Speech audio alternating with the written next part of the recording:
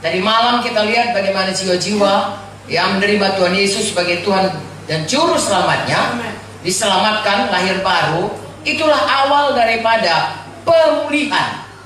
Bagaimana manusia itu yang tadinya sudah mati di hadapan Tuhan, lalu pada waktu dia berseru kepada Tuhan, Yesus, Engkaulah Tuhan, Engkaulah Juru Selamatku, maka roh Tuhan kembali menghidupkan rohnya, dan dia mulai hidup.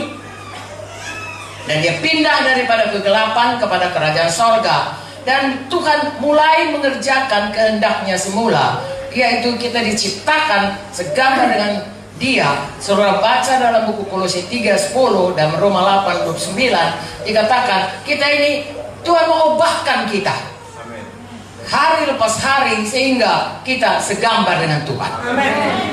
Mengapa kita diubahkan? Karena memang, saudaraku, Tuhan bersekutu dengan kita yang segambar dengan Dia. Dan Tuhan suka, seperti dulu Dia menciptakan Eden, Dia mau memang tinggal di dunia, bersekutu dengan kita. Tetapi dunia sekarang ini sudah hancur atau sudah rusak oleh dosa.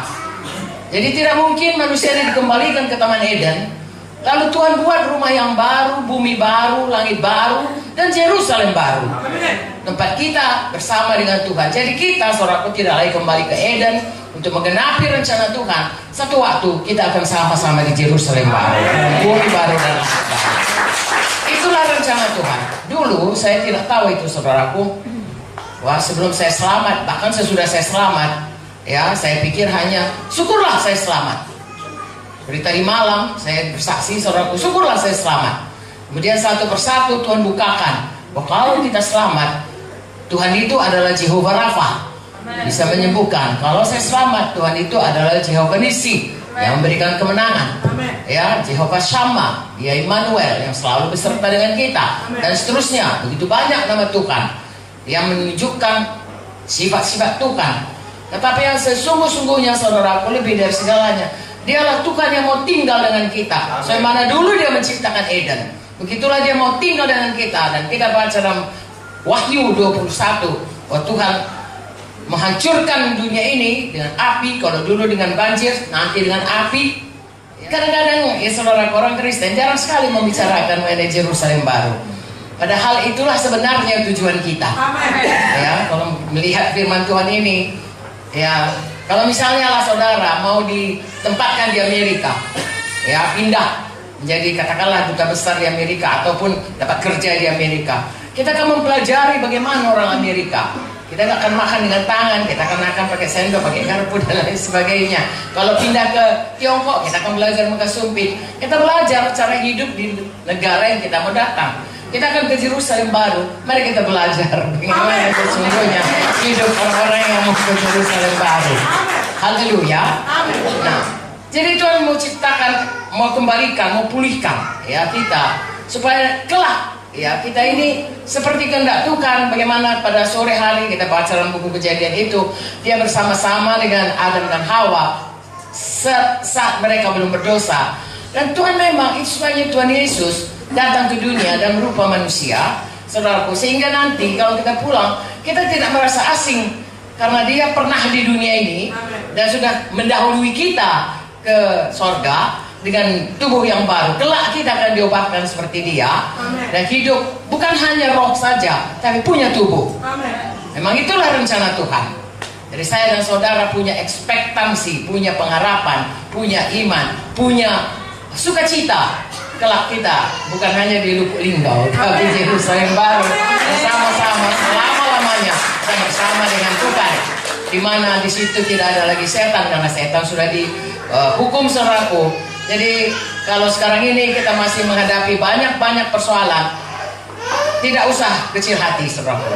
Ya, itu hanya sementara, paling-paling 80 tahun, 100 tahun kalau kita ya hidup di dunia 100 tahun. Setelah itu selama-lamanya. Selamanya itu enggak 1000 tahun, enggak 1.000.000 tahun, enggak 1.000.000 tahun. Selama-lamanya bersama dengan Yesus. Itu sebab. Oleh sebab itu kuatkan hati kita, saudaraku. Apapun yang kita hadapi, Tuhan sudah menunggu kita pada tempat yang sangat baik bagi kita. Haleluya.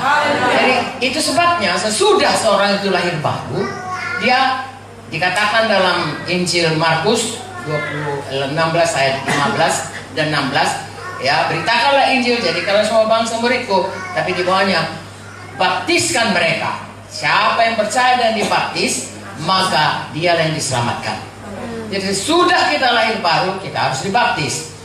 Ya, ini tentunya kita di sini semuanya sudah dibaptis. Amin. Jadi saya sampaikan ini supaya saudara semua membawa jiwa-jiwa baru yang sudah percaya itu. Seberapa banyak yang mau supaya mereka mau dibaptis. Amin. Mengapa? Karena kehendak Tuhan supaya kita itu berubah kembali menjadi segambar dengan Dia. Dimulai dengan proklamasi kita pada waktu baptisan.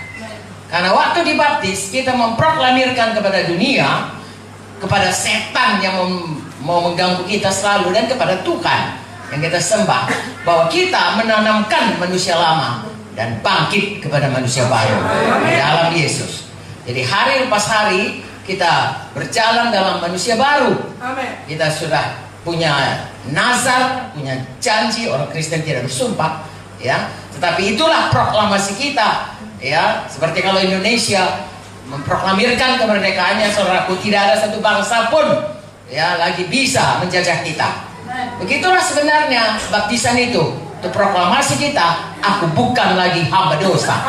Aku sudah hamba kebenaran. Kita berjalan dalam, ya, nazar kita itu. Ya, tiap hari saudaraku kita harus berubah.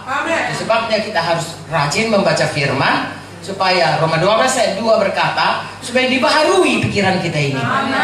Ya, misalnya saya lah dulu, contoh yang paling mudah.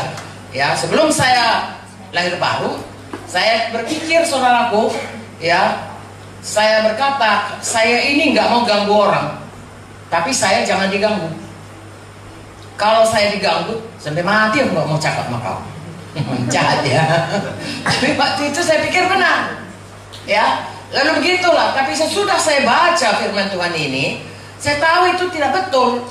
Saya harus membaharui pikiran saya. Nah, pikiran saya karena firman Tuhan berkata, saudara, kita harus selalu mengampuni. Atau memberkati orang yang menganiaya kita.